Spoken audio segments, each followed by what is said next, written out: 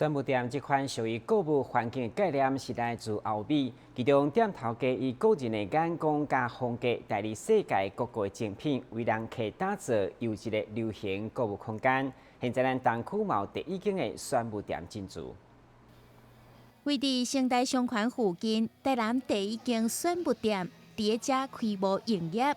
这种为欧美所引进的购物概念，是利用特殊的购物环境，提供予人客特别的体验。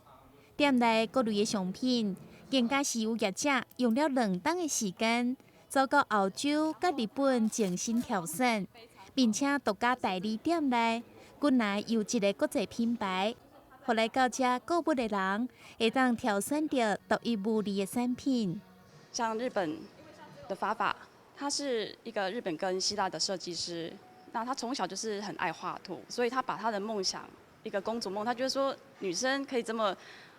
花样年华的时间其实很短，那他就是把他的那个公主的梦都画在布料上面，然后可以让我们穿出去，然后。还有意大利的 Bocciolini， 它全部都是在佛罗伦斯做的手工包。那它是不管是皮质，或是它的设计，它的那个工，实在是真是顶级的。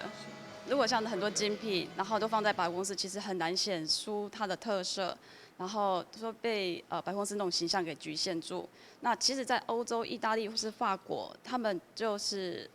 会找一个比较有特色的建筑物，然后把自己的